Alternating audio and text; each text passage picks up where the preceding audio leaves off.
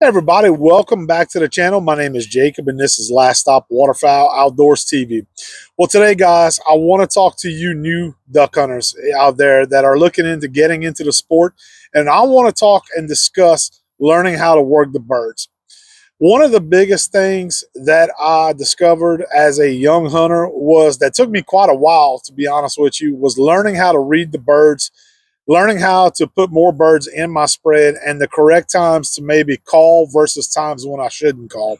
And one of the biggest common errors that I see, new hunters coming to the sport, or hunters that don't have a lot of blind time, is that they think that the more that they blow on a duck call, that is going to be what ultimately brings those birds in closer to range for them and puts more birds on the strap for them. But honestly, it's the exact opposite of that. So through the years, I've had a lot of time in the blind. I've hunted with people who have hunted for many, many years.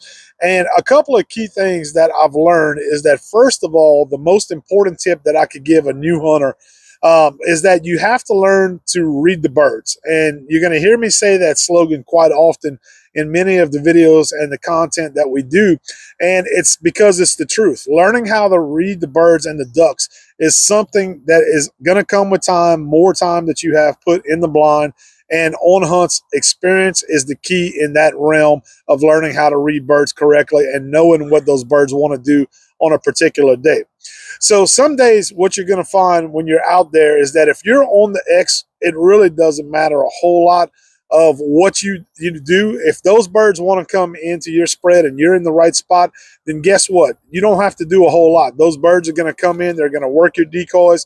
You're going to get some good shots on them, and hopefully you'll have a successful hunt and put more birds on the strap if you shoot well. But other days, there's going to be a lot of work that goes into it. And what I mean by that is, especially on public land, use that as an example. The biggest thing with public land hunting is that you have a lot of a competition out there. So you're going to have hunters maybe set up not too far to your right. You might have hunters set up not too far to your left. You may have hunters, right behind you or right in front of you where you're set up.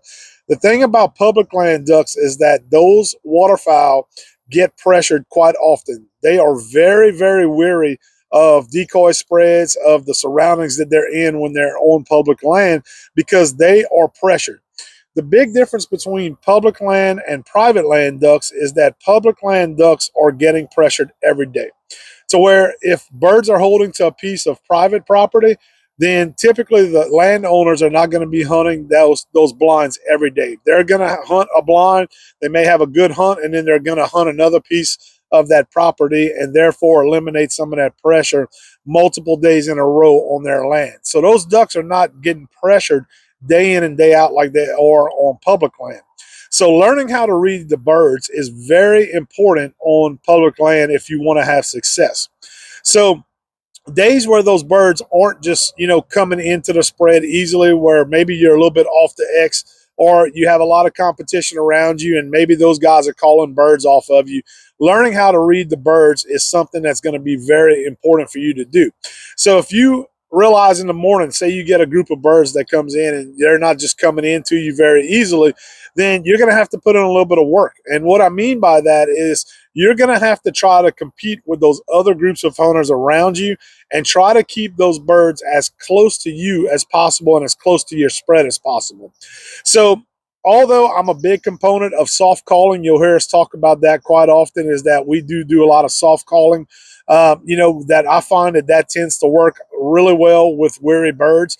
In a situation like that, where you're in a highly pressured spot, you have people around you, other hunters that are competing for those birds, you may have to change it up and get really aggressive on the calls. Now, I can tell you this much, guys, that you don't have to be an expert duck caller in order to be able to keep those birds on you.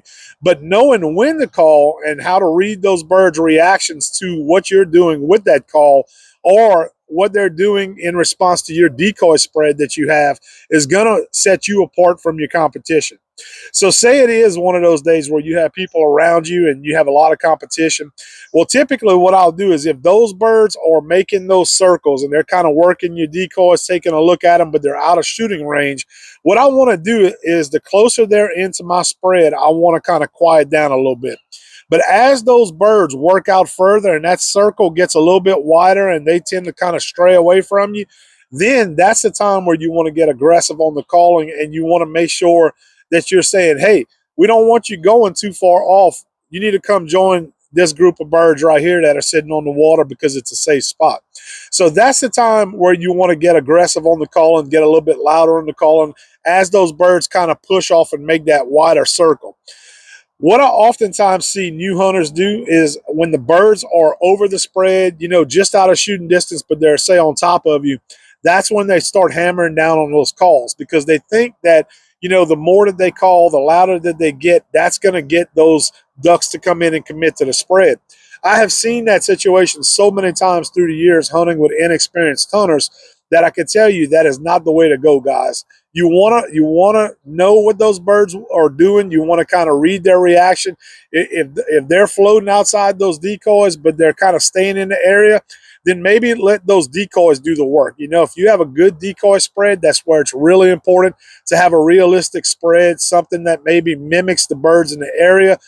So if you have, decoys that match the hatches, a term that you'll hear me talk about sometimes, and what I mean by that is if you have gadwall in your area that you've been hunting or that are holding to that area, and you got gadwall decoys, you have some stuff that is similar to what they look like, then that's a big benefit in my opinion oftentimes. So learning how to read those reactions is something that is key. And learning when to call and when not to call is also a key factor in having success on public land when you're competing with other hunters. Now, you heard me talk about soft calling versus loud calling. So we've given you an example of when's a good time to kind of get loud, kind of keep those birds closer to your spread than your competitors around you. But other times, on days where those birds are kind of working real well and they seem like they want to be around your spread, that's the time where you want to lay off of the calls. You don't want to be calling, so much on those days. You want to let your decoys do the work, like I mentioned. Very similar to what I was talking about when you have birds working over the top of you. You don't want to go hard on the calls. You want to kind of keep it soft. That's where those soft calling techniques come into play. And that's something that if you're a guy who, is learning to blow a duck call, then it's vitally important that you learn, yes, how to hit those high notes with your call, but it's also important to learn how to hit those low notes with your calls as well. Because a lot of guys that I see have, a lack of experience. They have a lot of air when they're learning to blow that call, and they're blowing those duck calls, and they're putting so much volume to those calls that a lot of times that's what will stray those birds away from your spread. So learning how to hit the low notes as well as the high notes is something that I think will help you put more birds on the water. Now, another example that I often see inexperienced hunters make is that if you get a bird that just flies through your area, maybe on the outside of your, your spread, kind of far off, but it's within, distance that you can see that duck, and it's going on a V line. A lot of times I'll see guys think that they can call those birds in, and they'll start hammering down on their call, blowing as hard as they can, almost to the point where they'll pass out. They're losing air because they're trying to get those birds to turn around. Well, I could tell you, from my experience, it is very seldom that when you see a duck, flying, at full speed and it's on a V line going somewhere, that you're going to be able to call that bird back to you or even have an opportunity for them to come anywhere near your spread. So I can tell you that if you are in that situation and you're doing that, then you're causing yourself more harm in that situation than you are helping yourself. Because really, in that situation, I'd rather be quiet, not blow at that bird if I know it's not even, looking to stop. Because what that's telling me, my gut feeling's telling me, is that bird's on a line, they're headed somewhere, they know exactly where they're going, and they're not looking to sit down and loaf or come in to feed in the particular area that I'm in. So that's something that a lot of people may hear and say, well, yeah, that's common sense.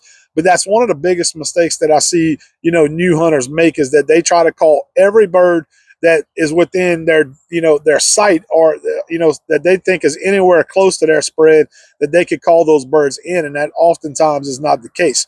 So you really want to focus your attention on the birds that you have higher chances of working into your spread and into your decoy, so that you could get more ethical shots on those birds and you have cleaner kills, therefore, having more success in your hunt. go with the birds and the groups that have, or that you have as a hunter, a higher chance of putting on your strap and, like I said, getting better shots at, more ethical shots. So hopefully this helps a little bit clear that up, guys. But remember, there's a time for soft calling. There's a time for loud calling when you want to keep those birds closer to your spread, especially in heavily populated, a lot of competition around you, areas like that. You want to go ahead and you want to call those birds at that point. Yeah, you want to keep them close. That's the time for that high calling, that high volume calling. But when they're working those areas where you are and you are having birds around your spread that look like they have a good opportunity to come in and commit, that's when you want to use that soft calling, from my experience and in my opinion on that. And I think if you do that and you learn to read the reaction to the birds as a young hunter or a hunter that's coming into the sport of waterfowl hunting with a lot less experience than other guys, if you could do that right off the bat and learn how to read those birds, know when to call, that's going to lead to more success in your hunting this coming season and for many seasons down the road, guys. So if you agree with me, or if you think there's anything that I left out or that you disagree with me, leave a comment down below. I'd love to hear your thoughts on it, see what you guys think. If I left something out that you want me to touch on or have any questions that you'd like me to answer, also leave a comment down below. We'd appreciate it. But if you enjoyed the video, you found it useful, guys, don't forget to give us a thumbs up, give us a like on the video. And if you haven't subscribed to the channel already, we'd appreciate it if you do so. But until next time, my name's Jacob. This is Last Stop Waterfowl Outdoors TV, and we'll do it again soon. Y'all take care.